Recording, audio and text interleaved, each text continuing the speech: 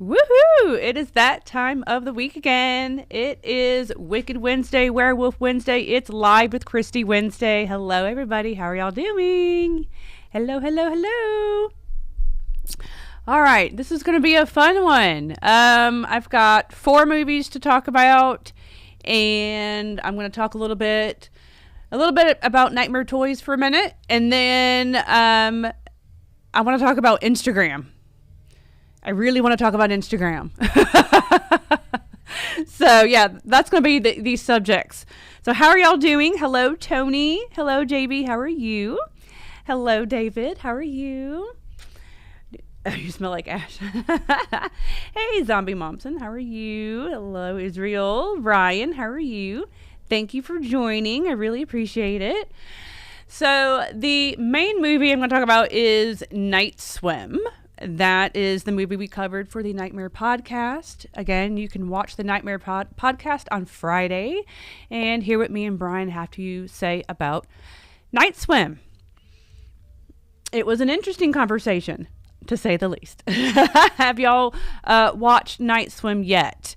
If you have not, I may say a little bit spoiler. I mean, I don't know how much is really a spoiler. I don't know. This was a strange one to say if I'm going to spoil or not. So, I don't know. Whatever. Hello, Have Cheetah Will View. Hello, Will. Hello, Noah. Yay, you can finally text. Isn't that funny?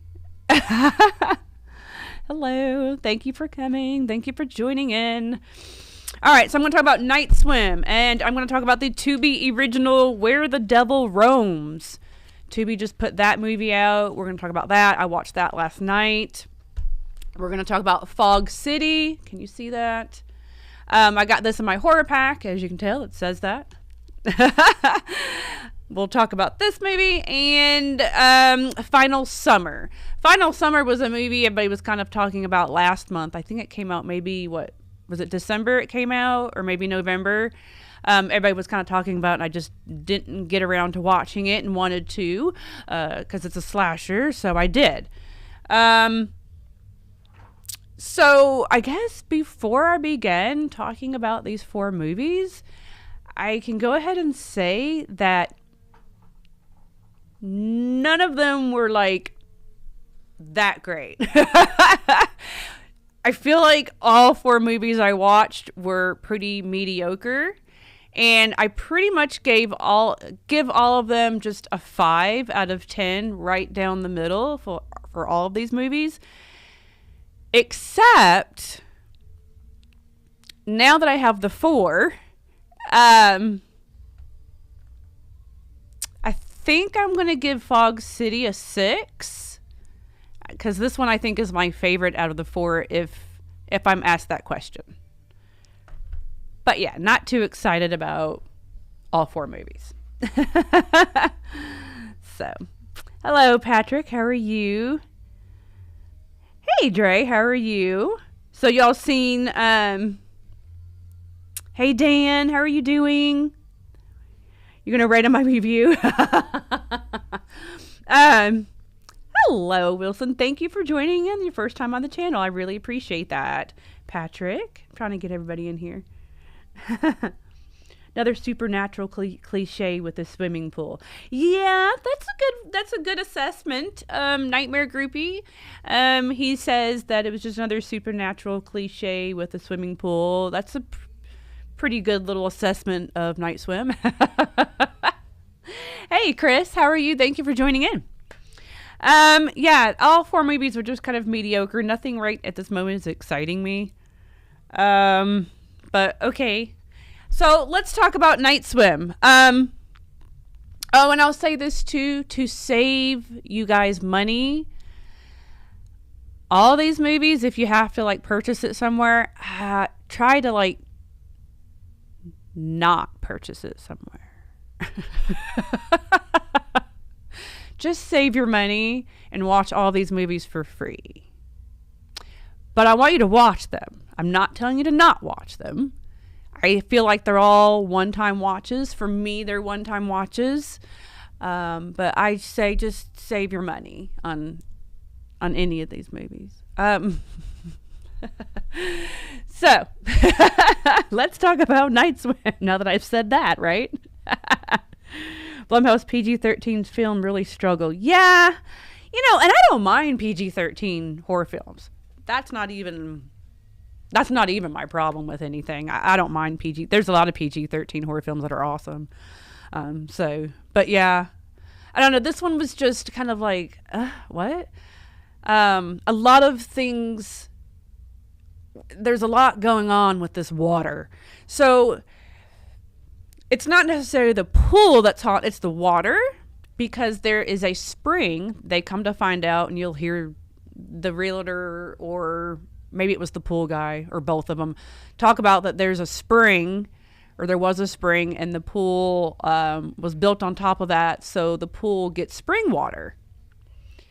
And then the pool guy is telling the dad, oh, that's going to be good for your skin. That's going to be good for your health. That's pretty cool that you have spring-fed water to your pool. That's a cool thing. And yeah, it ends up not being a cool thing.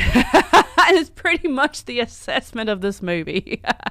It's the water that's haunted. It's the spring underneath the pool that's haunted in such a way. But there's a lot of things going on with it. So let me backtrack. Movie starts off with one family from like 1991. The daughter drowns. Okay. Like, she mysteriously drowns in the pool, and she's not even there. It's like, where'd she go? She's like missing. You do find out later in the movie that this seems to happen with this house and this pool. People just, like the owners, somebody just goes missing, and they're missing from the pool, from the spring. So that shows that, and then it goes into the family for the rest of the movie. You've got mother, father, and 2 kids, a daughter and a son. And they move into this house. The husband, the father, was a Major League Baseball player, but he is not playing baseball because he has found out he has multiple sclerosis. And the reason for them buying the house with the pool is because they're telling him for therapy, water therapy is a good thing. So this is one of the main reasons why they purchased this house with the pool. So, hold on, what y'all saying? Would you recommend us reading the Wikipedia plot? I know, right? There's a lot going on in this, I'm telling you. Battling corpses filled pool. Yeah, they didn't do it as good as Poltergeist, though. But I was thinking Poltergeist when I left this, because on Poltergeist, the neighborhood is built on a cemetery, and then you have the bodies coming up in the pool. So I was thinking Poltergeist when I left the movie. Lake here. Oh, you have a haunted lake there. Uh-oh. Yeah. Hey, Dan, you said, what did I miss? Night Swim is not good? Yeah, it's not good. So hold on, let me, I'm telling y'all the story here of Night Swim. So you've got the family, they get the house because of the dad, right? Well, of course, right off bat, the mom and the 2 kids are seeing things. They're seeing people. They think they're seeing people and seeing things in the water or outside of the water or whatever, strange things are happening, and now all of a sudden the dad, like, he's feeling better. He's getting better, and he's believing, of course, that the water's doing this to him. And like, all of a sudden he doesn't have multiple sclerosis anymore. So he's getting better while the mom and the 2 kids are freaking out and seeing things and scared to death to even get in the pool and want to leave the house and all that stuff. But you do find out that, like I said, it's a spring underneath the pool. It's haunted. It has like this whole history. And I guess it was like a wishing well at one point in time, a way long time ago in history. Okay. Here's where it gets tricky. Not tricky, just kind of crazy. So the water has to have a sacrifice. I think, and the way I was taking it was like, so the water has to have a sacrifice to keep being water? Like, what? So yes, the water, the pool, whatever, has to have a sacrifice. And it also possesses a person in the house. So you've got the possession, you've got the sacrifice, you've got the dead bodies, you've got the mystery story, you've got the haunted pool, you've got the haunted water. I mean, it's like, and then you have the family drama going on along with all that too. There's family drama. So, yeah, there's a lot going on with this. Everything okay? Yeah, I just think Everything good? Sorry. I hooked up Instagram, but I don't know if you can see the chat. Yes. We're hooking up to Instagram. Sorry that I stopped talking. We're just making sure that it's working. Yes, it's possession by water. Yes. Yeah.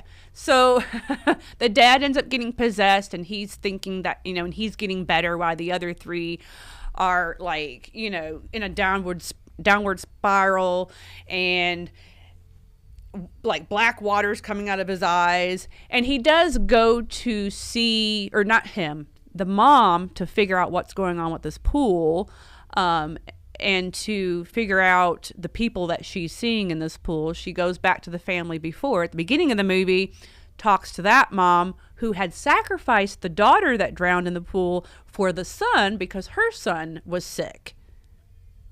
And now she's still possessed by the water, though, because as she's talking to her, black water's coming out of her eyes. So I guess she's still possessed. That lady. The daughter's missing, and her son's good. And then this family, it starts to possess the kid, the son, and it wants to take the kid as the sacrifice. But of course, dad is the hero in some way. He gets to the point where the water's like not possessing him, and he's like back to himself, and he's like, okay, he's like, okay, I've got to go be the sacrifice, since he's the one that's possessed too with the water. And then, yeah, so he sacrifices himself and gets in the pool and in the water, and he's gone.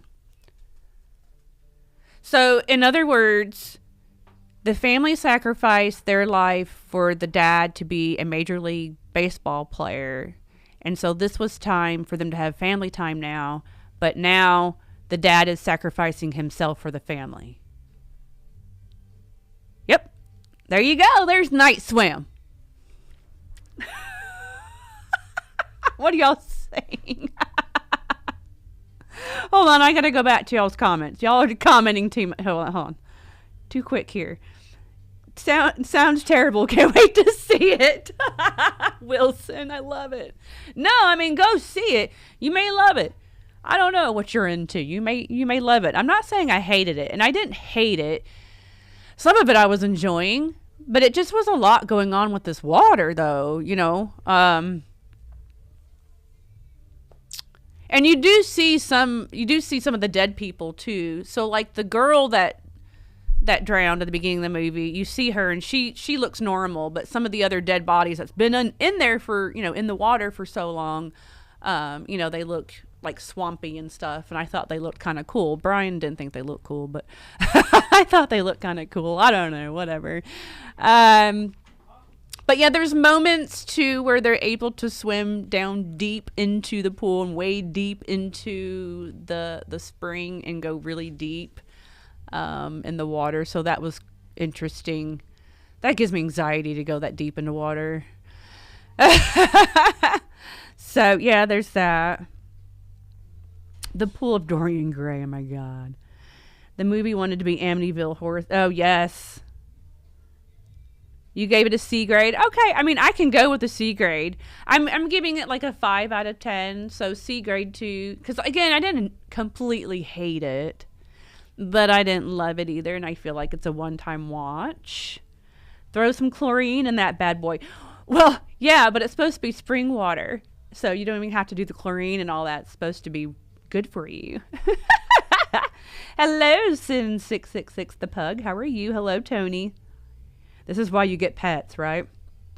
Amityville Pool House. Oh, that's good. Hello, Ryan. Thank you. I really appreciate the compliments. I appreciate that. Night Swim, hard pass. Well, I do say this, y'all. hold on. Sacrifice. Da-da-da-da. Sounds weird. It is kind of weird. Mixed with Cold Creek Manor. There you go. The pool demon would be if people singing it all the time. The pool demon. But there was like a lot of like, there's a lot of the dead bodies in there. They show a lot of the dead bodies floating around in there. I guess all the sacrifices from all of the years. So they show all that. I don't know. It's just a lot going on with water. I'm not sure. This is how I feel. And I said this coming out of it. I feel this. I feel like if, and somebody else said this too, that they like the concept, just not executed well. And then Brian said this was a short film and that it's executed better in short film than it is in a full-length film, which I could probably see that because this probably gave away too much to where it's not scary. There's nothing scary. There really wasn't any jump scares. I think there was like one little jump scare. That was it. There's nothing crazy scary in this at all, really. The only thing that I would think is that maybe people might be scared of getting in a pool, maybe, or like getting near the drain of the pool or something. Might have some kind of phobia with that, with this movie, maybe. But it wasn't scary or anything. But I did say this coming out of it. I think it would have been better if this took the concept and it was made like actually like some kind of weird haunted pool in the 80s and just making an 80s cheesy haunted pool movie. That could have worked. That would have been fun. That would have been cool. Hey, Dean, how are you? You moved the headstones and didn't shock the pool, right? Yep, no lifeguard. I love the Amityville pool house idea. That's funny. A haunted toilet. Well, there is a movie called Death Toilet. If you don't know that, you do now. I think that's what's called, Death Toilet. Michael, the mayor, you know what I'm talking about. A demonic whirlpool tub. Ooh, there we go. Well, we had the hot tub time machine thing, which was a whole lot more fun. So, again, I say watch the film, but maybe just wait to watch it when, you know, it's streaming. Save your money. It's like an hour and 38 minutes long, so whatever. The only thing I wrote down on my notes so I wouldn't forget this, because I like to talk about my one oh shit moment in a movie, like, you know, when you're watching a movie and then all of a sudden, oh shit, you know, something crazy happens. There was one moment like this in the movie, but it had nothing to do with anything scary. So, you know, things are happening. It's towards the end of the movie and things are going along. And there's a glass of water on the kitchen counter. And it shows it kind of sliding off the counter by itself, you know, because the water's haunted. It's sliding off and it falls, it breaks. So now we've got water and glass on the kitchen floor. You know from watching horror movies what comes next when there's water and glass on a kitchen floor.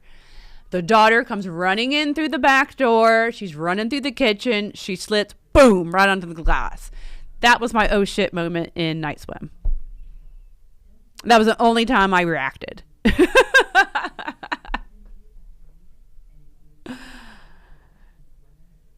Oh, gym time. Have a good time at the gym. Okay, so yeah, so there's Night Swim. That's my assessment of Night Swim. You can also listen to me and Brian talk about it on the Nightmare Podcast on Friday, because that'll air on here on the YouTube on Friday. All right, next movie. Y'all. Oh, these movies. You're on Instagram, but I don't think you can see the comments. Oh, I can't see the comments from Instagram? Not right now. Oh, that's what's happening.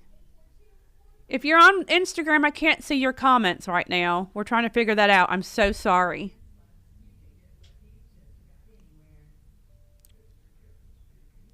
Okay. All right. So the next movie I'm going to talk about is a Tubi original. It's a new Tubi original. You know, I got to watch my Tubi originals for y'all. It is called Where the Devil Roams. Rooms. Let me pull it up on my IMDb really quick. So I'm going to go ahead and... God, I hate being nasty about stuff. I really do. I hate being nasty. Yeah, I'm going to go ahead and save you about just watching this movie because you don't have to pay any money to watch this movie. But yeah, you're good. You're probably really good if you skip over this Tubi original. Brian watched it too, and we both were just like, what the hell? It just was, God, and I hate to say these words because I'm not that type of person, but it was just kind of dumb. Said the true place for indie horror is Tubi. The what now? The true place for indie horror is Tubi. Yeah. And a lot of it's good. So yeah, Where the Devil Roams, about an hour and 32 minutes. And I'm not even sure how I can begin to even talk about this movie either. There's a lot going on with this movie, and it's just very, very strange and odd and weird. And just like, I got done watching it, and I was just like, okay.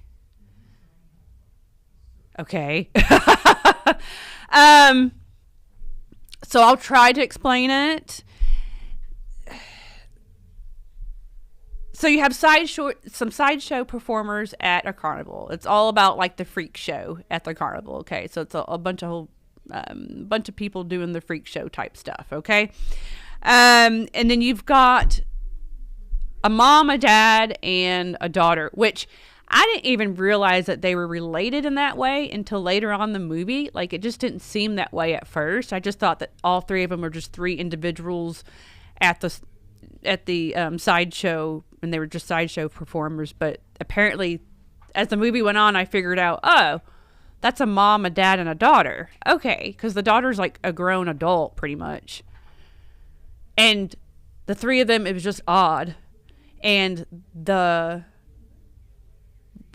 mom, the main female character, like, she was pretty butch, and like, she was the one killing everybody and like stuff. So it just was odd, the three, to find out that they were married and that was their daughter. So anyway, I'm trying to figure out how to explain this. Okay, so another sideshow performer at the circus. His performance is being able to cut off his fingertips and then grow them back mysteriously, and he can do this, and everybody thinks it's like, it's horrific and it's freaky, and everybody comes to see him. I think his name was like Mr. Tips or something like that. I can't remember what it was now. But his thing was cutting his fingertips off, and then his fingers come back, and he just keeps doing this. So the daughter of the couple I was just telling you about, she does not talk throughout the movie.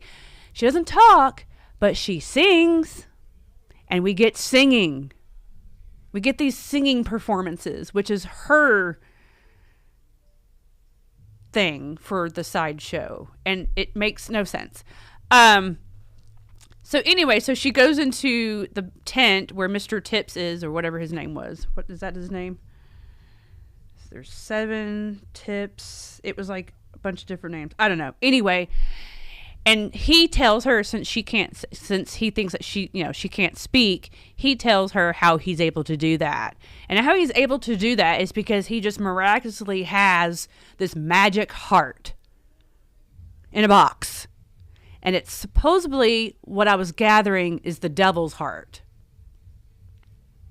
And there's a needle and thread stuck in the heart in this box. And as long as that needle and thread is in that heart, you can sew back any part onto your body, and it comes back and you're good. Okay, so there's that. It's called Where the Devil Roams. It's a new Tubi original on Tubi. So there's that. But then it goes off and shows the three of them going off and trying to survive. Like, they go away from the circus and they drive off, and the three of them like going house to house, you know, just to be able to have a house to stay at. They have a car, but just to be able to stay in a house and get some food and stuff, they're like killing people along the way. But it's the mom that's doing it. She's doing it. The dad doesn't do it, and they cover his eyes up because he has PTSD from war. And then there's these flashbacks of his from war. So every time the wife, the mom, kills somebody, and it's some brutal stuff. I mean, whatever. She's always covering his eyes so he doesn't see it. So that was a little strange. And as this just brutality is just going on for whatever, then they end up going back to the circus again, and then they leave again. It was so strange. Thank you. I appreciate it. I'm trying to explain this, y'all, so you can understand. I know it's probably mind-boggling as I'm telling you, because it's mind-boggling to watch this movie. Trust me. So as this is going on, like, the daughter, it seems like she doesn't mind watching her mom kill people. Like, she has no problem with it. So she's watching and kind of helping a little bit with stuff. And you see her, like, sewing together, like, baby dolls and stuff. Like, she's sewing together, like, different parts on baby dolls. You see her doing that, which is where, if you see a poster for this movie, there's a poster of, like, a doll and scissors and thread, and that's why. So that's kind of like her hobby. That's her hobby, doing that with dolls. So then what ends up happening is, of course, they break into the wrong person's house and somebody ends up slaughtering them. Not the daughter, the parents. But somehow, even though the mom was chopped at least 20 times with an axe, she's still alive. And somehow the dad was chopped in the head. He's still somewhat alive. So she goes and steals that heart. She goes back to the circus herself. Yeah. While they're still lying there all chopped up. Goes back to the circus to go get that heart. Or steal the heart from the other freak show performer. So she can come back and use that needle and thread that's in that heart to sew them back up so they can be alive again. And that's what happens. And so she takes them back to the circus, and now her performance, which was just her kind of singing in this weird angel outfit and them two like dancing weird. Now her freak show thing is awesome, because now what people don't know is that they're actually really missing these body parts that she's sewn on. And so when her mom and dad are dancing while she's singing these ridiculous songs as an angel, he pulls her arm off, and then that's where the whole audience is like, woo, that's cool! And they're clapping and thinking that it's like a magic show type thing, but it's not. And so, yeah, so then it's like at the end of the movie, I mean, you can only sew body parts back on. I mean, we've seen these movies before, reanimators and stuff, right? You know, zombies and things. You can only do it so much, and then it's like, yeah, we can't do this no more. So then at the end of the movie, her last performance is like her mom and her dad sewn together. Ha ha! No shit. It's like a whole other person, but both of them sewn together, and her singing a ridiculous song again, showing a body of her dad with her mom's head on it with her arms, but it's her dad's body. And then that's the end of the movie. I'll let you soak that in. Do we need to have a gummy or smoke after me trying to assess that? Because it's a lot. Oh boy. Okay. What are y'all saying? Let me go back. Okay. Hey, Mike Reynolds, how are you? What's up? Asking for right. Hey Adam, how are you? It has 3 directors. Oh, see, I didn't pay attention. Okay. Called Bed Rest. Yes, I have done Bed Rest. Yeah, I've watched that one. It's not bad. No, I have watched that one and reviewed it already last year when it came out on Tubi. It's not too bad. That one's not too bad. There's a lot of... I'll tell you this. Hold on.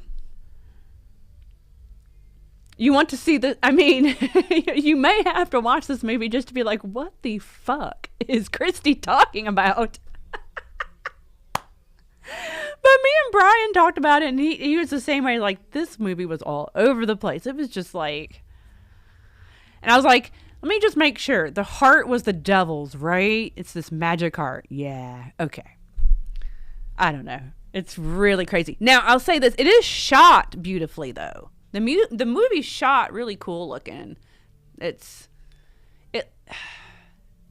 don't know, the scenery and all that, all the set design and all that's really cool. That works and all that's cool. The acting didn't really even bother me or anything like that either. It's just the whole movie put together. It was just like, what the fuck is this story? And I like a good circus freak show story too, but it just seemed completely off the wall. So, there's that. Tubi original. I swear some of the other Tubi originals that are on there, like Cheerleader Death Mom or whatever that is, or some of those other ones that are kind of like Lifetime movies, I swear to God, those are better than this movie. Just saying. And I hate to be that nasty, but yeah.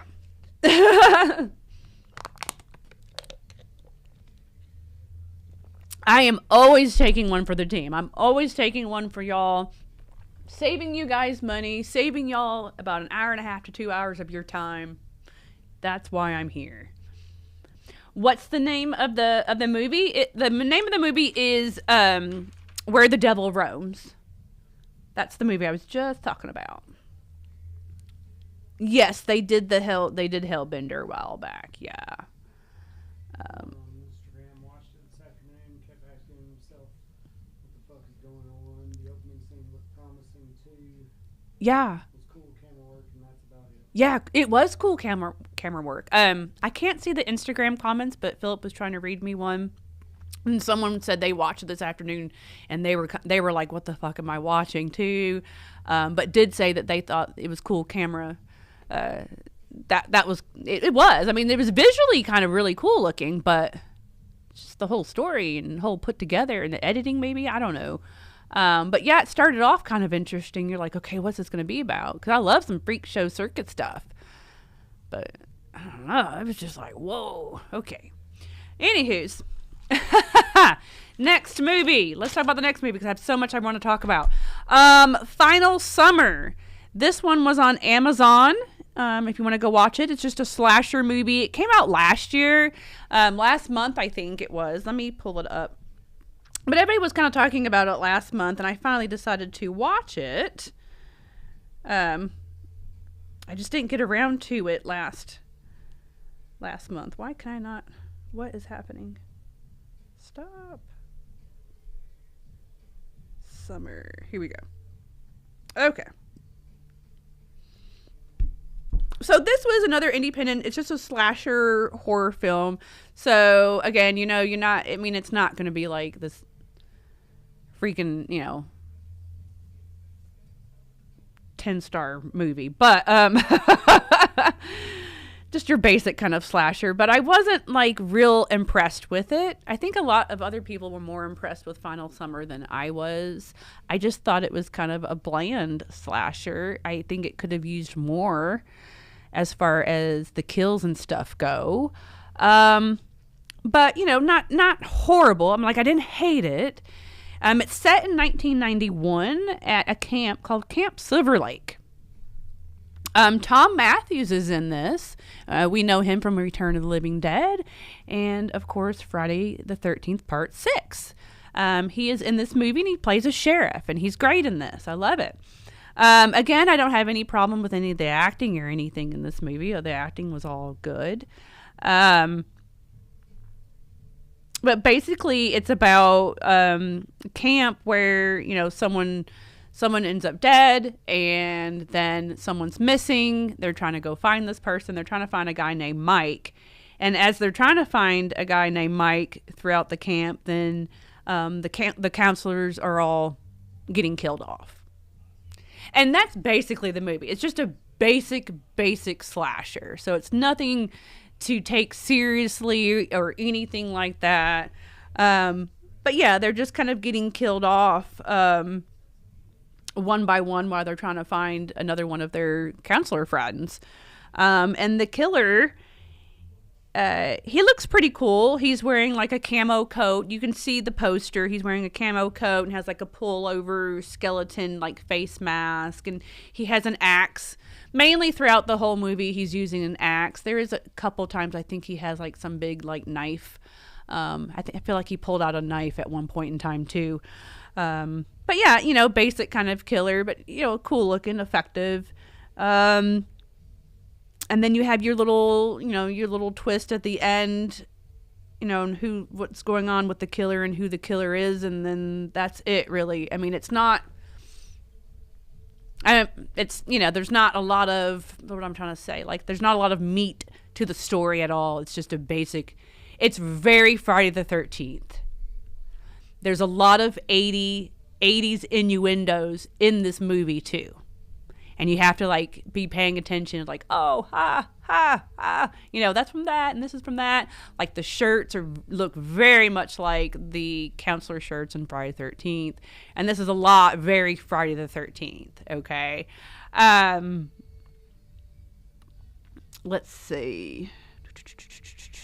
Oh, there was a part where it said death by stereo. Somebody said death by stereo. Of course, that's from Lost Boys. So that's what I mean by 80s innuendos. There's a lot of things in this like that, which is cool. I liked that part of it. That was kind of fun. And then the owner of the camp, which is an older lady, a woman, obviously. So remember Friday the 13th, Pamela Voorhees, right? So you kind of get that little feel at the end when you get your little twist on who's doing the killing. So it's very much Friday the 13th, kind of. I do want to say this. Anybody who's watched this, please tell me, because I looked very, very quickly, but I wrote it down. So when she's talking, the older lady, when she's talking about the camp to the counselors and telling them the backstory, and she's saying I think she said it's her dad was the founder of the camp like years and years, long time ago.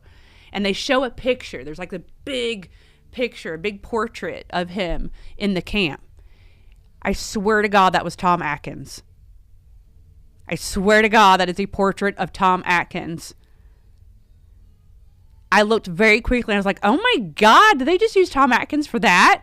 And they very well could have with the 80s innuendos that are in this movie. There's a lot of them. So I didn't go back to check, but if y'all watched it, was I looking at that portrait correctly? Was that Tom Atkins? Because if it's not, it sure freaking looked like him. I thought that was funny. It was trying to get an entire free. Yeah. Yes. There we go. That's a good assessment. Wilson he said he didn't really care for Final Summer. He said it was trying to get the entire Friday the 13th franchise into 90 minutes. Yeah. That's a good assessment. Yeah. I think so too. Hey, Houston Horror Film Festival. How are you? Let's see. Movie. Oh yes, Freaks from 1930. Yeah, that's a good one. That's really creepy, actually. And with it being from 1930, it just makes it even creepier. Homage to 80s slashers. Yeah, it's an homage to 80s slashers. Yeah, I mean, you may have fun with this one. I guess again, I might have just been looking for a little bit more into the story, but the kills. When you have a slasher, I want the kills to be boom. You know, and this one, it was kind of, I don't know, kind of weak on the kills a little bit. So they would go to kill somebody, and then all of a sudden the screen would go black, and then you'll see the person with the axe in the back. So it kind of did that a couple of times. You see what I'm saying here? Like, it didn't actually show the kills. I don't know. Or maybe the shots if they're showing the kill, the shot is like really far away or something. You know what I'm saying? So it kind of was weak with the kills and the gore and the blood, in my opinion. So that's kind of where it fell short for me. I think if they really showed that stuff, and then it was just basic hitting someone with an axe. You know, it's just basic stuff. So not showing it too much and it being just basic type kills, I was just like, okay, whatever. So it's just kind of a mediocre slasher movie for me. But you may like it. A lot of people really liked this one. And a lot of people were talking about it, so you may like that one. It's on Amazon. Kristy is bloodthirsty. I am going to, hey, Rigor Mortis, how are you? I'm actually going to address Instagram. I'm going to talk about Instagram here in a minute. I got one more movie to talk about. And then hey, Jeff, how are you? I'm going to talk a little bit about Instagram just for a second. And then I want to talk about Nightmare Toys for a second, too. All right. So let's move on to Fog City. Let's do that.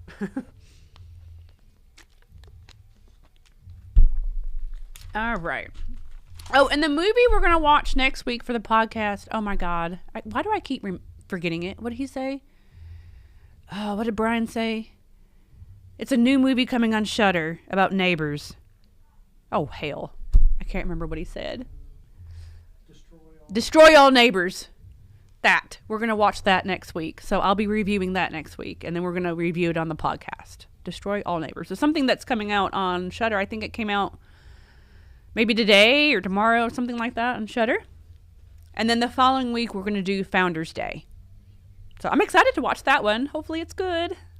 Yay. Okay, so let's talk about Fog City. I got this in my horror pack. And I'll tell you what, December's horror pack was really good.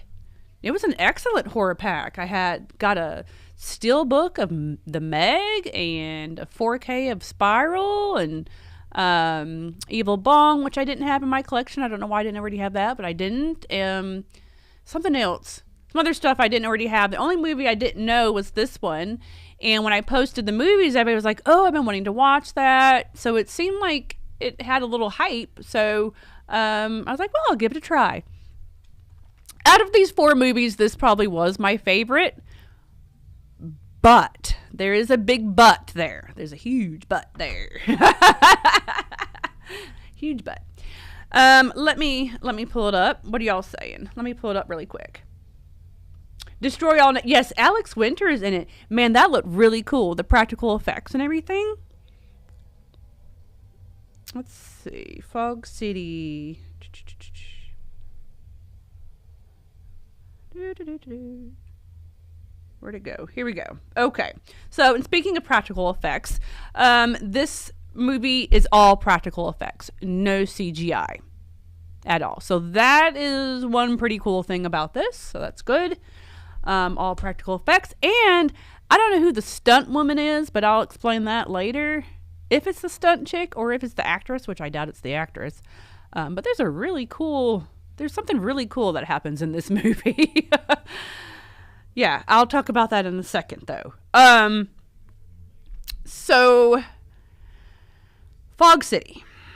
So, initially, it is about, you've got 2 main girls, Reagan and Georgia. They are best friends. They're popular, they're rich, whatever.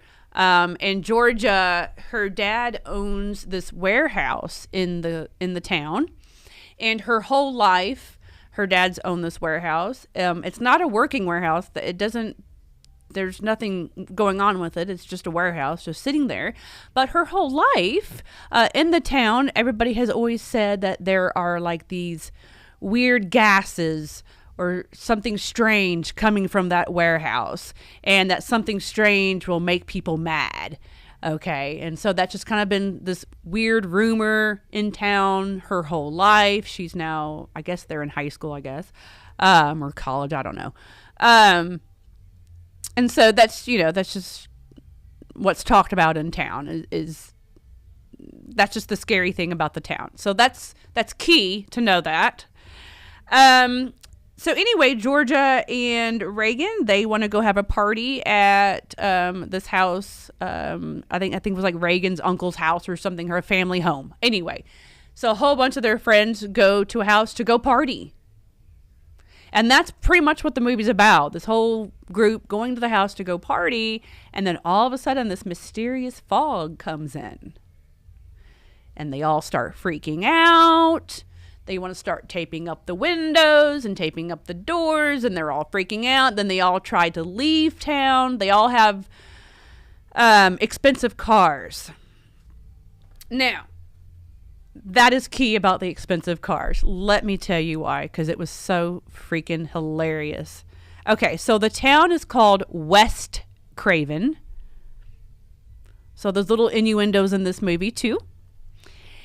And with them all trying to escape the fog in their expensive cars, one has a Hummer, one has a Lamborghini, and one has a Mustang. You now get this camera sequence of all the cars going in different directions, and I swear to you, they were all going fast and doing stuff. I swear to you, it was like a Fast and the Furious moment in this movie. And I'm thinking that. I'm like, okay, so now we're having a Fast and Furious moment. Because that's all they were doing for like 5 minutes, were showing the cars, just trying to race and do this and go out. And it's very Fast and Furious moment. Very. So, no joke. They all get back to the house. They decide they can't escape the fog or get out of the town, which is something later on I don't understand at all. It's a part of the movie I don't understand when you find out what's actually happening. They go in the house. And one of the guys goes, "Man, y'all, that fog is coming fast and furious." I was like, no. Oh my God, it was so funny. I literally was thinking that, and they say it. So yeah. So you have this whole 5-minute Fast and the Furious moment in this movie with cars. No, there's nothing wrong with the big butt. Oh, you're okay, Lester. How are you doing, Lester? Hello, Jason. How are you? There's always a Mustang. Oh my God, I said the same thing. I said there's always a Mustang. I said the same thing. That's so funny. Okay, that's funny. Anywho's, so they're all freaking out now about this fog coming. But I am telling you, this movie dragged on for an hour. It's not even until the last 20 minutes, maybe 30 to 20 minutes of the movie is when something is actually happening. And it gets good. Because of the ending is what saved this movie. Because I was already about 20 minutes, 30 minutes in, and I was bored to death. And I almost turned it off. And I was like, no, everybody was kind of interested in this movie. I'm going to keep watching it. It's part of my horror pack. I want to try it. I want to talk about it. So I kept on. And the ending saved it. Now, the ending got crazy. The ending got really brutal and crazy. So the ending was good. But up to that point, y'all, I'm telling you, it is so boring. They are just in the house the whole time, just keep freaking out, keep saying the same dialogue over and over, no joke, same conversations, doing the same shit. And they keep showing the fog, but nothing is happening at all. Nothing's happening. They're all just getting crazy in the house, taping stuff up. And all this, and now they're all, since they're in the house, now they're all kind of starting to fight each other, and kind of argue and everything. And all that's just kind of happening for like an hour. No joke, for an hour. Then the ending comes along and something happens and yay. Shit really gets real finally at the end of the movie. So I'm going to go ahead and spoil this. I'm not going to tell you why. But there's nothing going on with the fog. It's bogus. Which after 20 minutes of going in and this fog keeps coming to the house but nothing's happening, I was already thinking that anyway. I was like, yeah, there's nothing happening with this fog. There's something else that's going to happen with this movie. And it did. Because the fog is bogus. You do find out where the fog comes from at the end of the movie. And then that's where you get your, oh shit. That's where you get your oh shit moment. And this movie, what ends up happening at the end, it ends up kind of being a power of suggestion.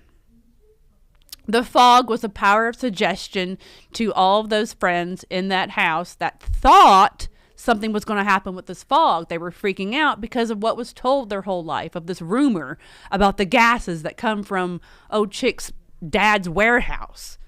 So now they're kind of blaming her. You know, that's where the arguing's going on, because they're kind of blaming her and stuff, and they want answers from her, but she doesn't even know what the hell they're talking about. But after about an hour in,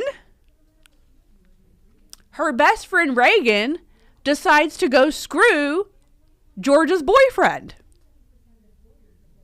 Because they all think they're going to die. They're all going a little crazy now, and they all think they're going to die. So they're going to go screw upstairs. And that literally is what kicks things off. That's the only set of tits you'll see in the movie as well. Not bad. But yeah, so that happens. And of course, Georgia is pissed and she's going to go crazy, right? Duh. So yeah, Georgia goes crazy and starts going brutally crazy on everybody in there, and things get real. Shit gets real. So I don't want to spoil any of that, but like I said, it's a power of suggestion. So they all thought they were going mad because they all thought these were gases where you go mad, but they weren't. They just went a little crazy and got stupid and got ahead of themselves. And now everybody's dead. Georgia went crazy. Killed everybody. In brutal ways, though. It gets good. In the last, like I said, last 30 minutes is good. This movie's good for that. But it's going to be painstakingly until you get there, though. The first hour is just boring. And like I said, they keep having the same conversations. The dialogue keeps repeating. Like, ah. But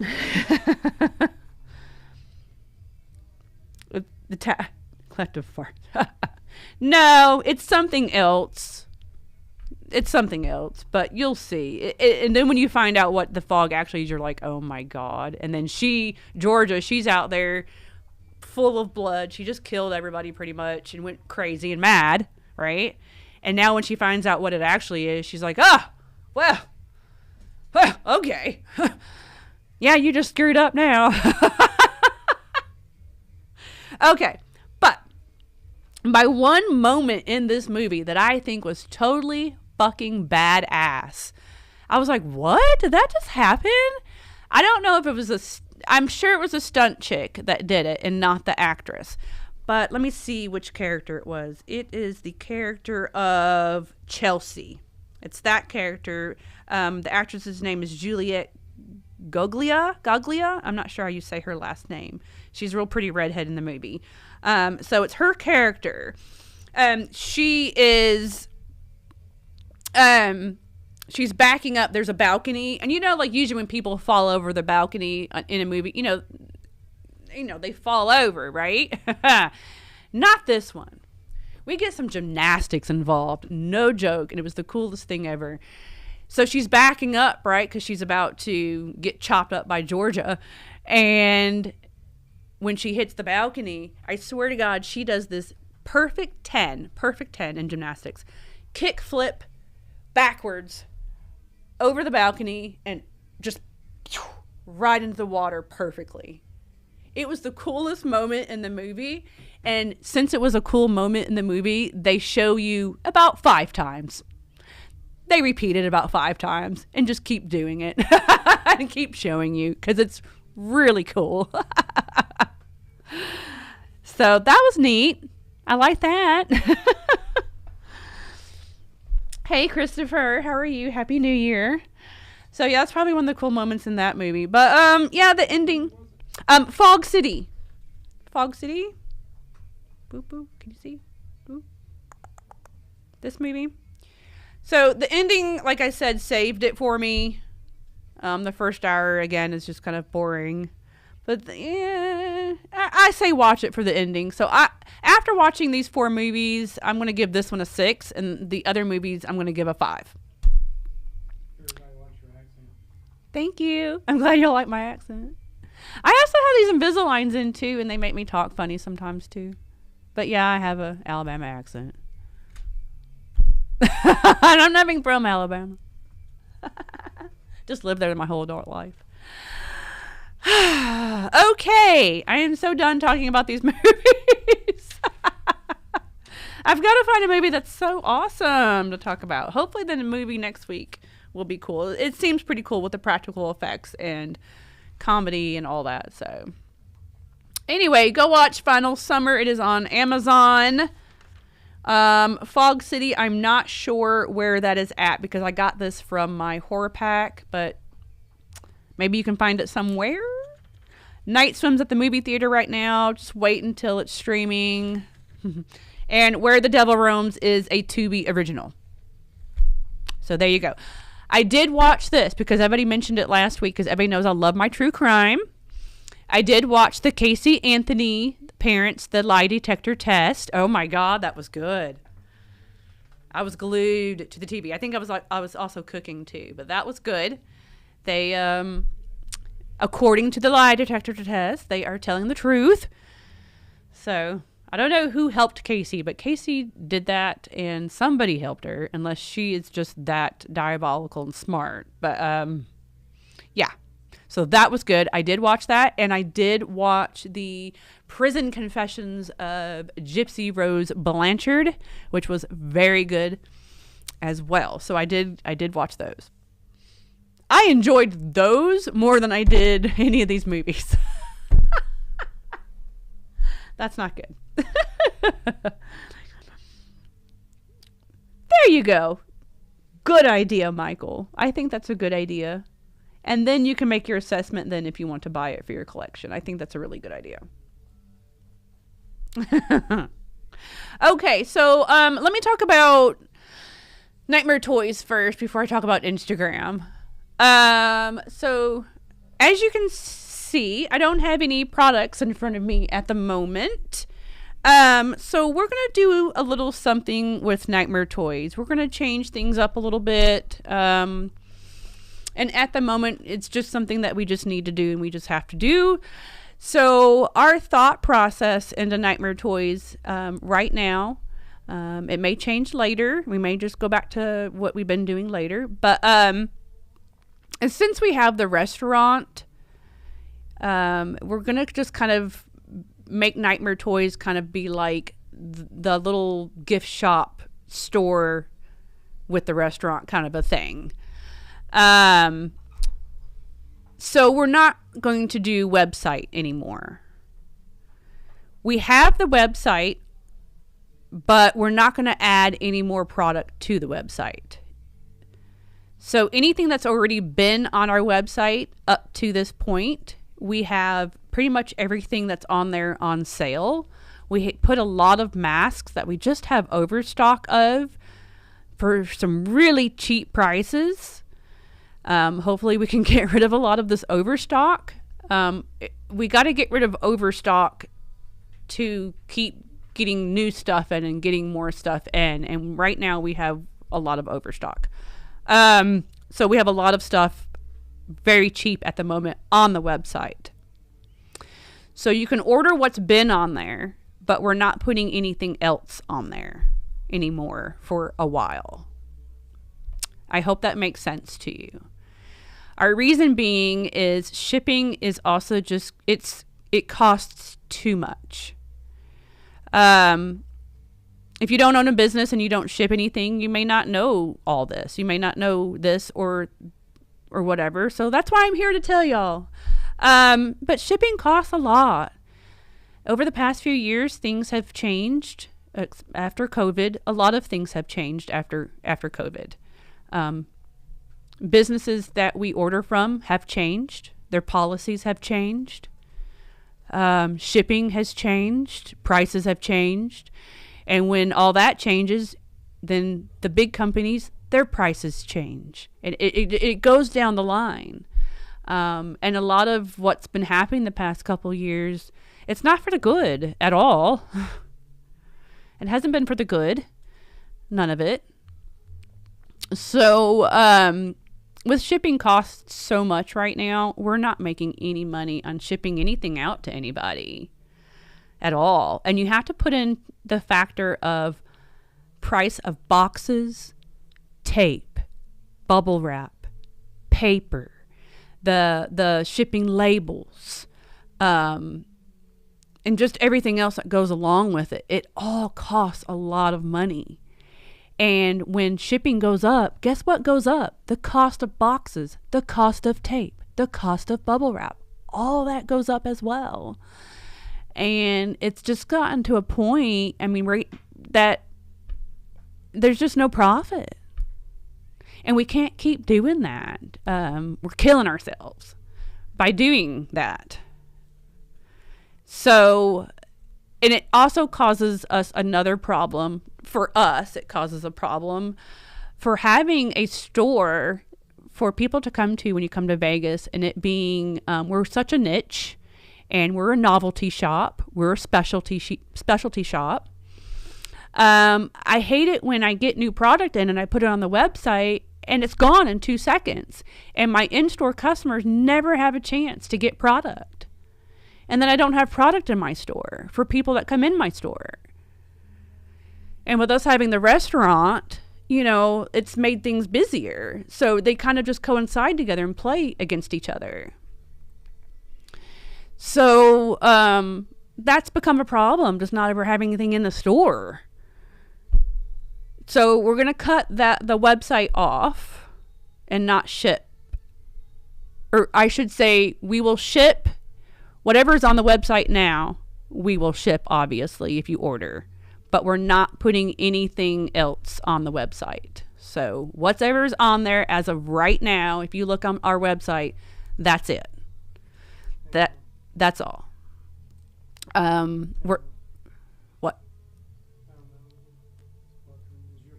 No, I'm not buffering. Y'all can hear me and see me. Philip said I was buffering. I'm not buffering.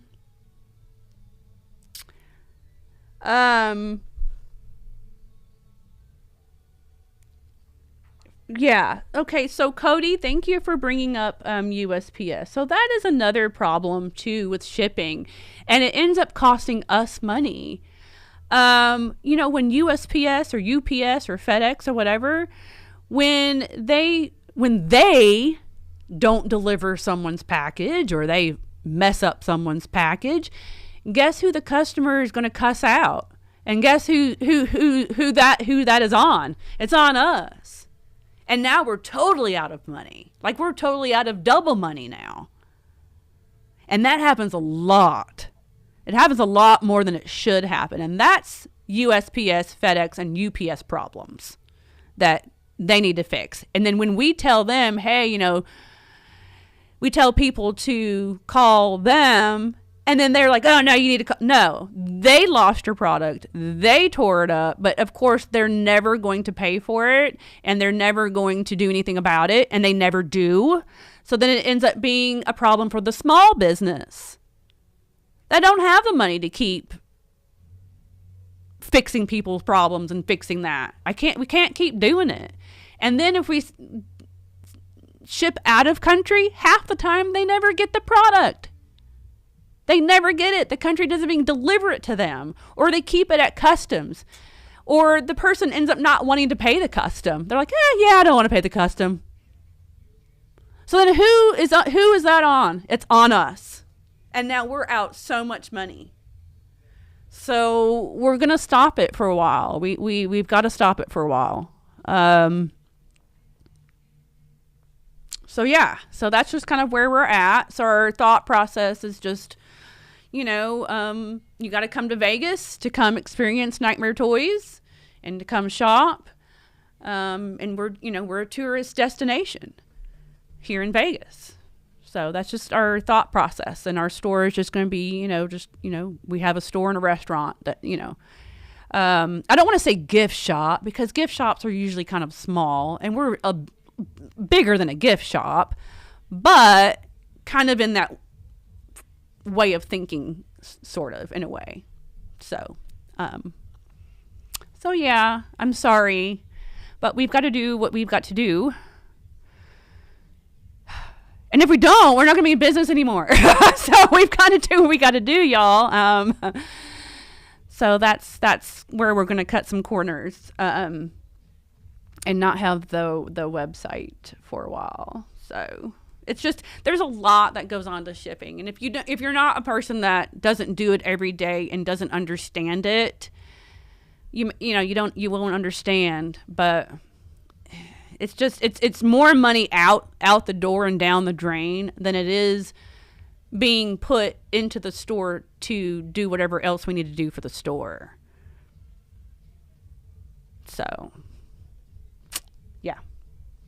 So there's that.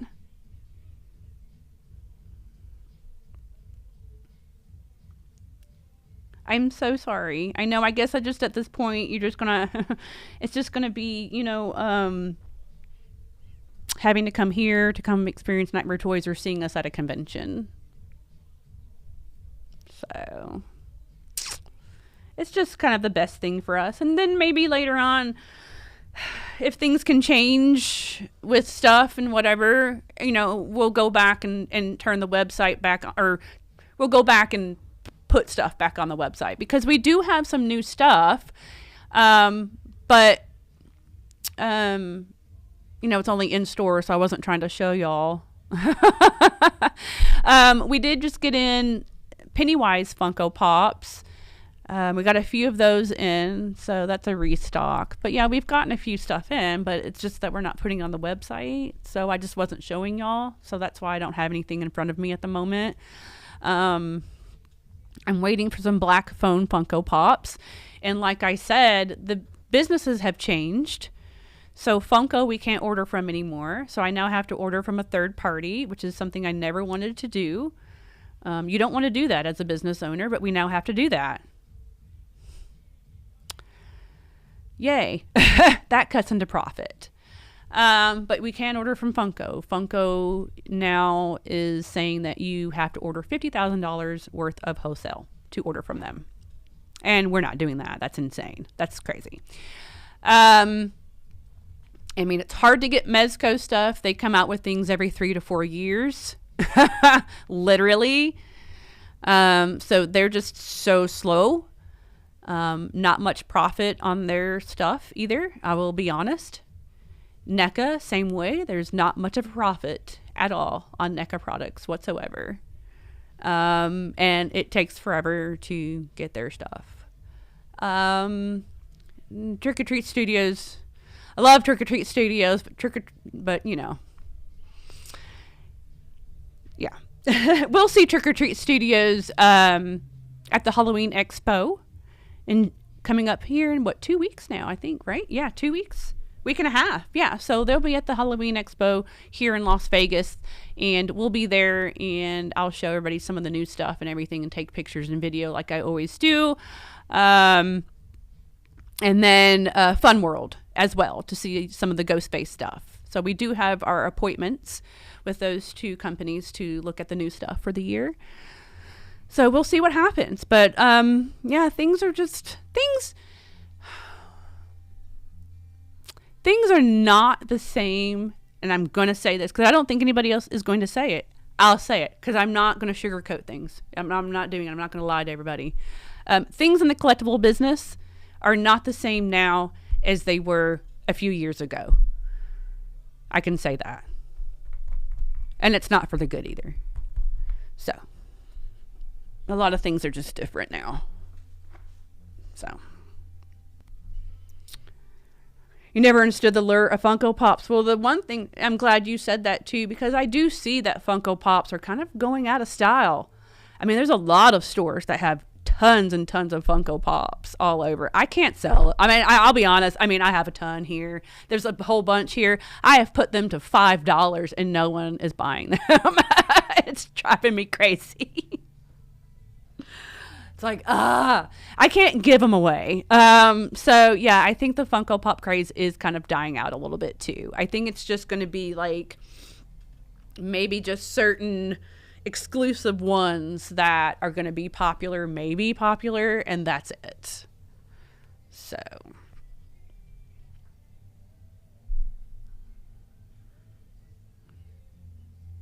hello, Lewis from Australia. How are you? Well, happy New Year to you. Thank you for coming in. Nobody, has no money to spend. Yeah, that's a problem too. There's a lot of factors, a lot of issues, but yeah. It's a lot. It's gotten crazy. That is for sure. Oh, we love Thanksgiving. I'm sorry, Anthony. I seen that you commented that earlier. We love Thanksgiving here. Thanksgiving was an excellent movie. Totally fun. So highly recommend Thanksgiving if you are watching that for the first time. I hope you have fun with it. All right. Just seeing what y'all are. Anybody say anything on Instagram?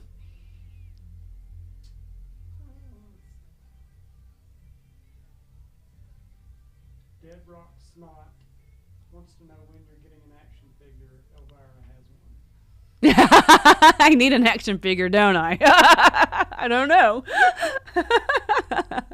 I don't know. We'll see.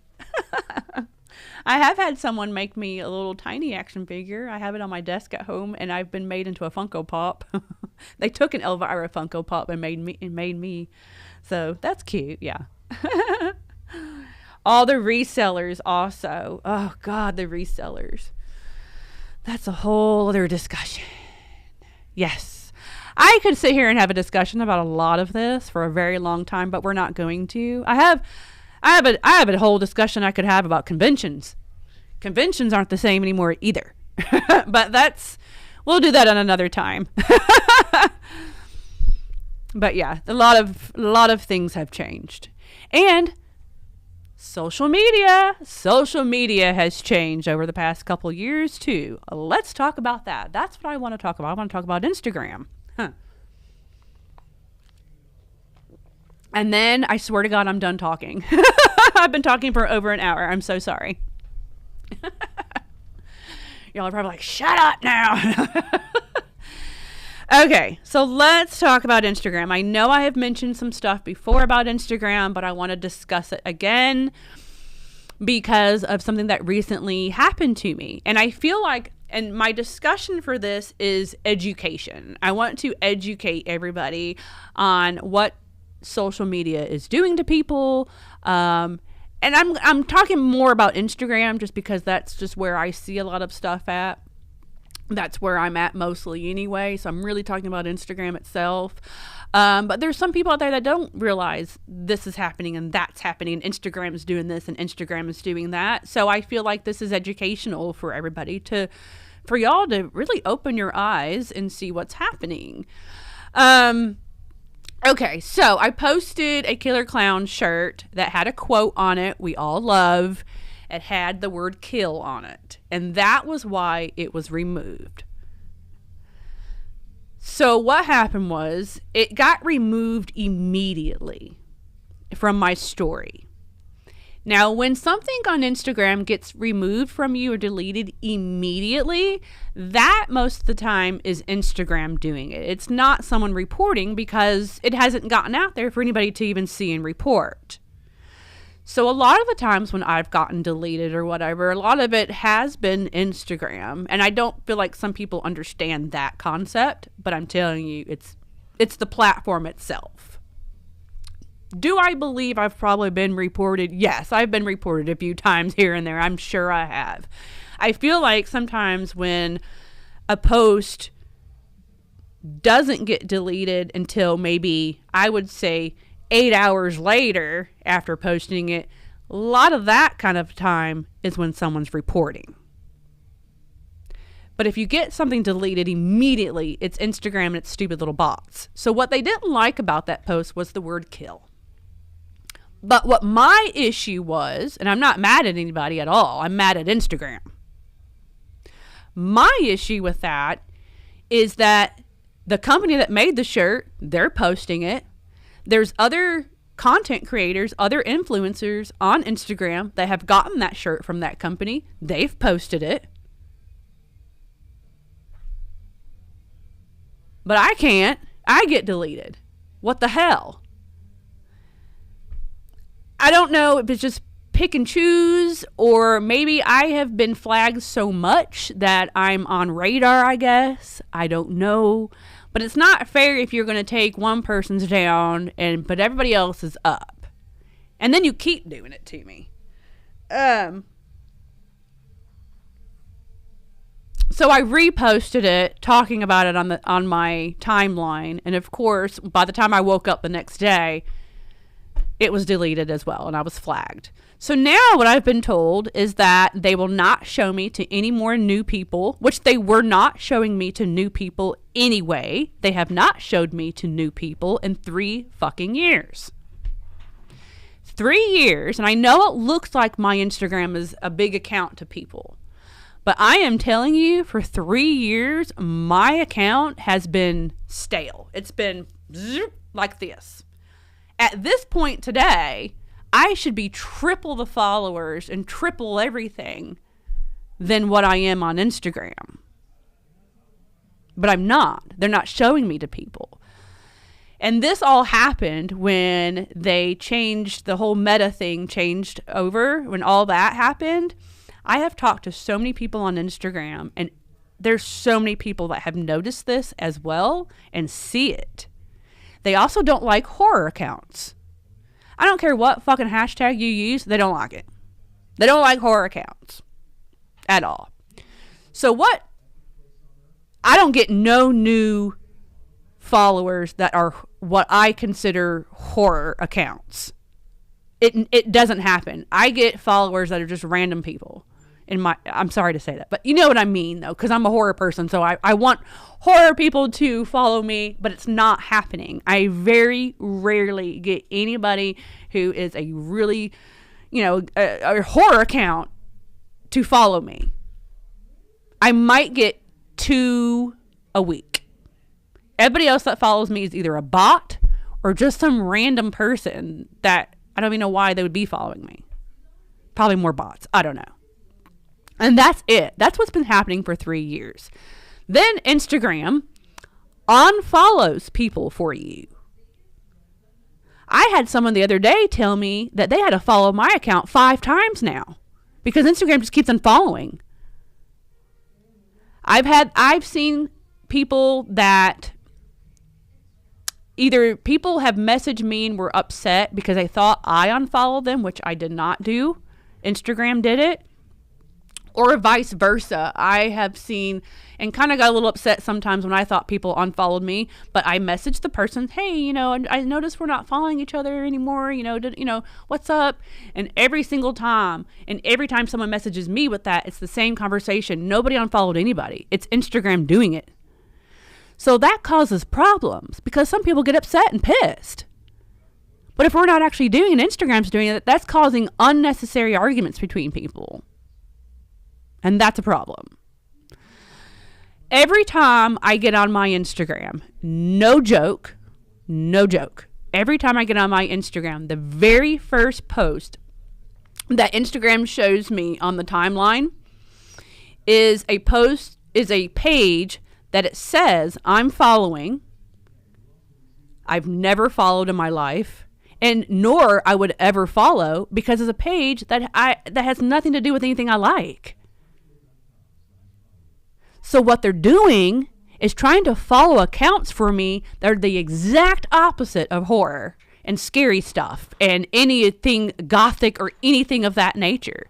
They're trying to show me, I don't know, just stuff I'm not into.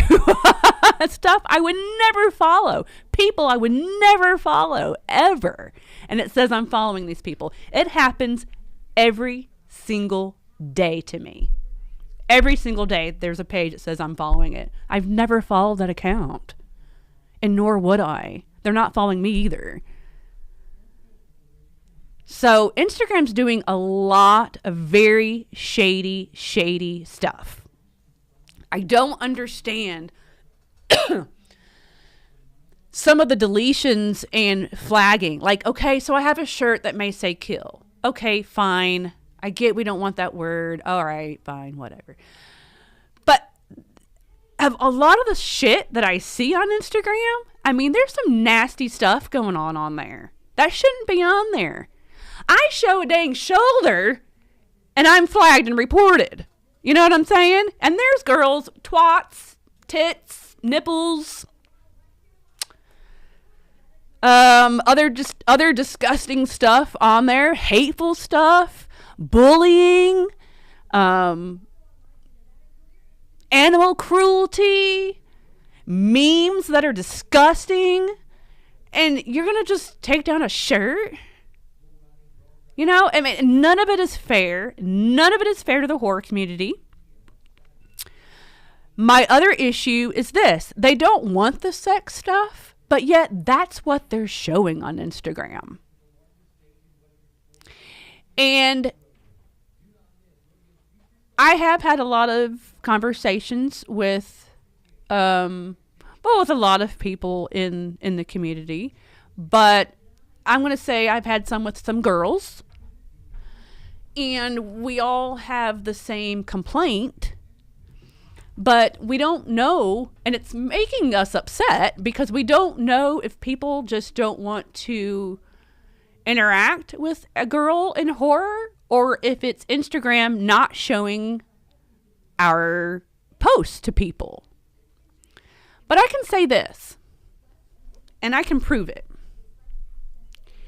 And I hope it's just Instagram not showing my horror posts. But every time I make a horror post, it gets no interaction at all.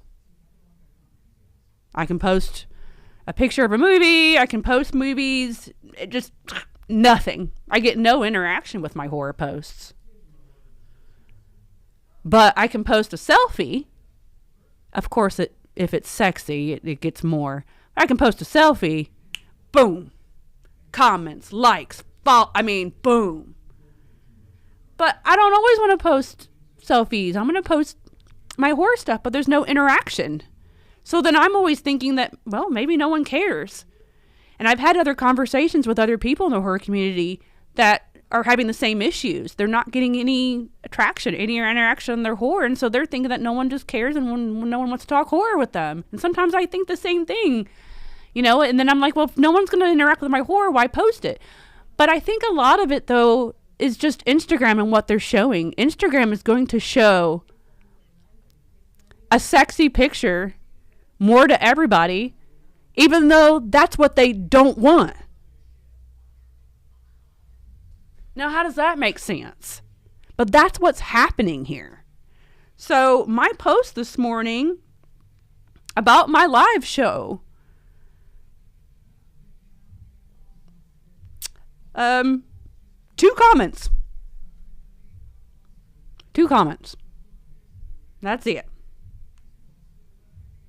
I post me, 70. And okay. So I feel like, I don't know. I feel like Instagram, in the way that they do things, and I don't think it's people. I think it's the way Instagram's algorithms are and the way that the platform is doing things is causing lots of problems, and it's causing some mental health and all that too. Because I think that sometimes too, I'm like, well, maybe no one just gives a shit about my horror stuff, I guess. I don't know. But then everybody messages me and says they love the horror stuff. So I'm like, but no one's seeing it. No one is interacting with it. So there's a lot of people in the community that are, sitting around upset because Instagram isn't showing their horror stuff, and then we're all thinking that the horror community don't want to interact. And I know y'all know what I'm talking about, because I know all of us are experiencing it. There's so many people experiencing some crazy shit on Instagram. And then there was another girl yesterday, Philip showed me, she made a post saying that Instagram is not letting her answer her messages. She got flagged for something, and now she can't answer her messages all of a sudden. I've never not been able to answer my messages, but if they do that to me, that is a problem. Because you guys know that I spend 2-3 hours every day answering y'all's messages. Every morning, I get up and I answer everybody's messages on there, whether it be me just giving you a few hearts or an emoji or saying thank you or whatever. I'm looking at everybody's messages and I read and I respond to everybody's messages. So I hope that doesn't happen to me, that they ban me from messages. So there's just a lot of really insane, crazy shit happening. And a lot of it is the platform. I don't think a lot of it is people. At least I hope it's not. So, that was a lot. There's probably more I want to say about the situation, and I can't think of it at the moment. But, yeah. Okay, so. Let me go back. I got to read everybody's stuff. Okay. I know I'm on their radar. I have been flagged a lot. Now, if I go back and look at my stuff. Now, again, I don't even know if any of our follower counts or any of that is actually even real. Like, how real is our count? Like, is that a for real count of how many followers we have? I don't even know if that's even real anymore. I do look at my statistics, though. But again, I just said who knows if that's even real. But look at it somewhat and just see.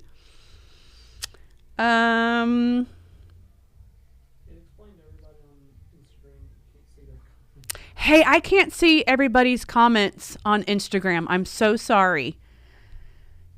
I'm not sure why, but Instagram comments are not popping up, so I'm not seeing y'all's comments. I'm so sorry, y'all. Let's see, I'm just trying to find something. Where does it say? Because I seen it the other day, and I was like, oh, I want to talk about this. I don't know where it's at right now. Shit. Where did I see that at? I don't know. But it also, if you go to your insights, and then I'm going to say this, I don't get a lot of interaction from women at all either. Like, at all. And sometimes it upsets me because, I'm a woman, I'm a 45-year-old woman, and I hope I'm showing women that at any age you can do anything. You can still be sexy. I'm a business owner. I love horror. And I just hope I can be some type of influence on women and on girls. And I don't get much interaction at all from women on any of my social medias, honestly. So I was looking at my insights, and literally it said I only have 10% female on my Instagram. Probably said Kaylee loves you. Well, I know Kaylee loves me. I love Kaylee too. I know. She interacts. But yeah, so sometimes I get a little discouraged with that. But but again, I don't think that it's people we need to blame people. It's the platform. It's a shitty fucking platform. All these platforms are shit. They even went to my new Instagram page, how they went over there and took a foot photo down. Okay, fine. So that happened all on the same day. But Philip is running that, so I don't know how they even got that from your stuff, because it's not connected to my stuff, that page. So that was weird. And then everybody's like, well, go to Twitter. Well, I've been on Twitter this whole time. I guess some people didn't know. I've been on Twitter for, 4 years now? 5 years? I don't know, longer than that. I'm not sure. But Twitter's no better. Twitter's no better with the algorithms on there. And I had another page on there. They deleted it just all of a sudden one day. Goes against community standards. What the hell are you talking about? How can you go against community standards on Twitter when there's full-on porn? So I've had a page recently taken down there. Snapchat, they took me down on there for going against community guidelines. And I'm just posting a regular old picture of me in lingerie. Nothing bad, nothing. And they deleted me and locked me out of my account on Snapchat. So that's why I'm not on Snapchat. I keep getting deleted by all these pages, all these accounts, and in my opinion, I'm barely doing anything compared to some people at all. So, I don't know. I don't know what to say. But social media is not the same anymore. It's gone to shit. Hello, Jessica. How are you? Hello. I'm like way behind on the comments. I'm so sorry. Ronnie said he got reported for a post that he posted 7 years ago. Yeah. See, that's happening too. A lot of people are saying they're getting reported or they're getting deleted for posts from a year ago, 2 years ago, 3 years ago. Oh, yeah. Michael Myers of TC said, lately I've been dealing with the bullying. IG never does anything with those accounts, though. No, they don't. And why? And you shouldn't be dealing with any bullying. What the hell? South Jersey Jason, you probably have a hater that follows your accounts and reports you. Manny said, I made some horror hashtags on one of my movie posts on Instagram, told me to seek mental help.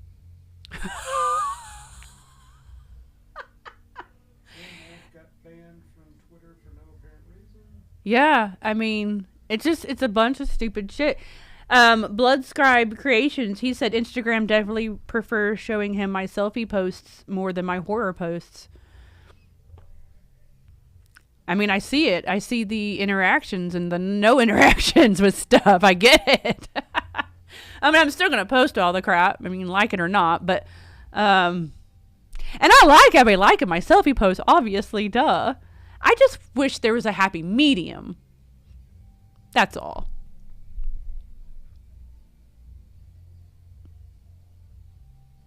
Oh, somebody wants me to make all this a retweet. I need to. We need to discuss all this because, again, like I said, a lot of the stuff that's happening that's actually the platforms doing stuff can cause problems between people and can cause problems between friends. I know, too, Instagram also blocks people for you. I've had that happen.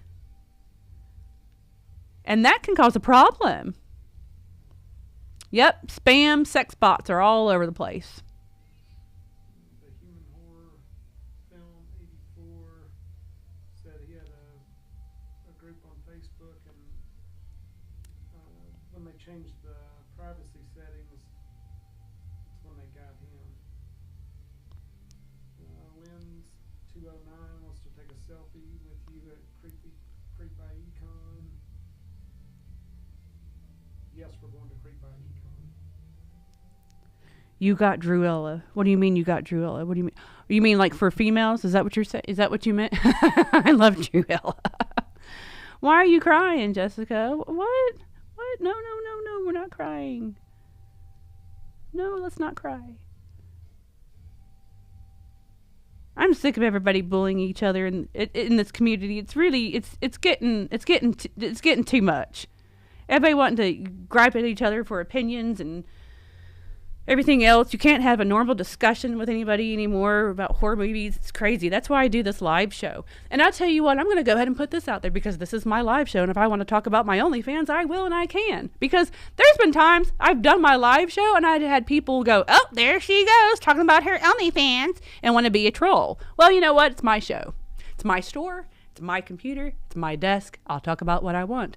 On my OnlyFans, I have been doing live shows on there, watch parties. They've been fun. It's been great. It's have a good time. So I'm having a good time doing my live shows on OnlyFans and doing my live shows right here. Robbie said his porno name is Spam Sex Bot. Oh my God, how cute. Robbie.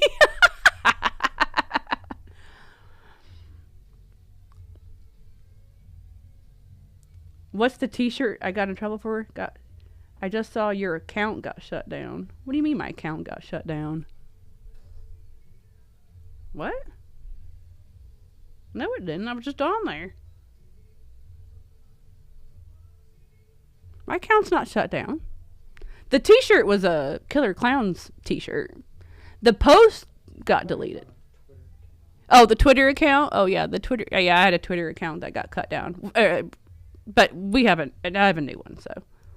Oh, I'll let it all out. I'm letting it all out, y'all. I'm going to tell y'all the truth. I'm not going to sugarcoat it. I'm also going to be a small business owner that's going to tell you the truth about business. I'll tell you the truth about what's happening with companies and what's going on and all the stuff. I'm not going to sit here and not. I mean, because then if y'all don't know anything about what's happening with this company or that company and these toys and that toys and this and that, I mean, then y'all are going to sit around being upset by whatever without not knowing stuff. So, you know what? I'm going to be the business owner to sit here and tell you all the truth. So, there you go. I don't care who likes it or not. I'm not here to fucking lie to everybody, and I'm not here to sugarcoat stuff. I'm not political. We're not doing politics. Take that post down if you and a friend talk about COVID. Oh, really? See, I've been off of Facebook for a while. So people, you would get, if you talk about COVID, you would get, oh God, Facebook is so ridiculous. Oh, Jesus Christ, y'all. Okay. I think that's probably about it. That's probably all I have to talk about. I don't know. Let's be kinder to each other, though. If we want to talk about people and not the platforms themselves, we need to start having regular, mature discussions on horror movies. I seen somebody on Twitter tell somebody else that, and it was an opinion on something. I'm not going to say what the opinion is. I'm not going to say what the subject was, because that'll just cause a whole other discussion. But because of the dude's opinion, some other guy told him that the worst day that ever happened was the day that he was born. I mean, why are we saying that to each other? That's disgusting. Look, y'all. It's just a movie at the end of the day. It's just a movie. I think some people get way too serious. It's like, come on. Taking fun out of stuff. Anyway. Well, and see, that's why I don't say my opinions that much. Because every time I say one little thing, someone's got to pop off and say something. So that's why I do this. I'll say my opinions here. And I'll say my opinions on my OnlyFans. My OnlyFans is fun because I've been saying all kinds of stuff on there.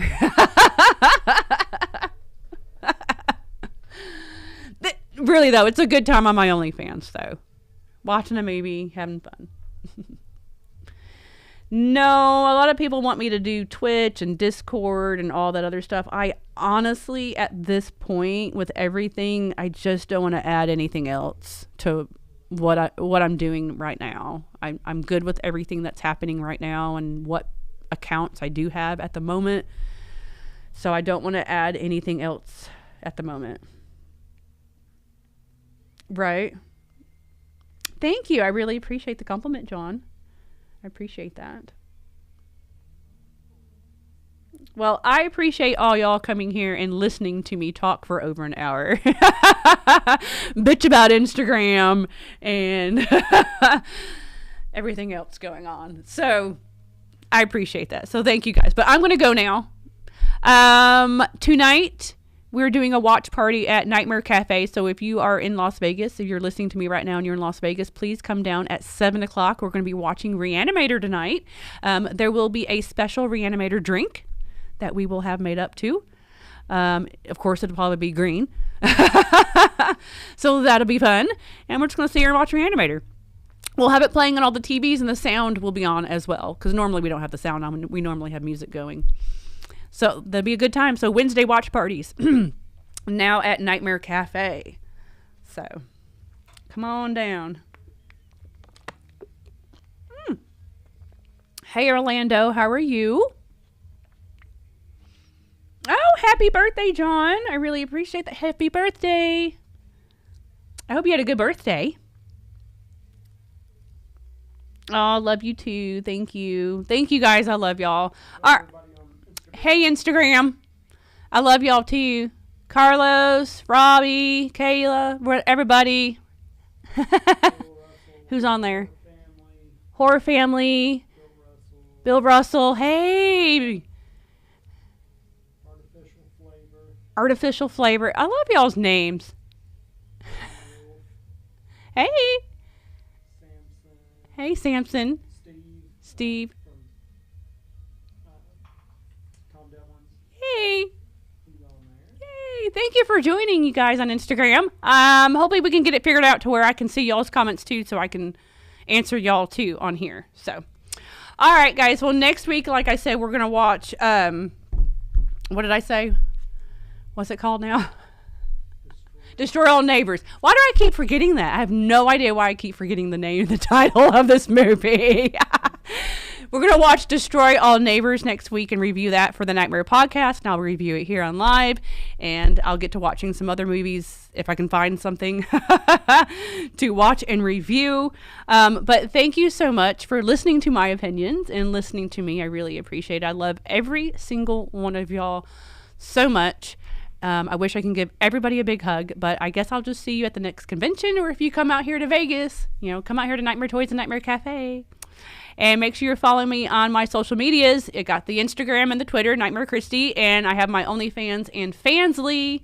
If you can't get on the OnlyFans, I have my Fansly as well. I have Cash App if you want to just buy content. I have a Cameo. I have a Macari. So I've got a lot going on. So check it all out, okay? I will see y'all next week. Y'all stay spooky. Bye.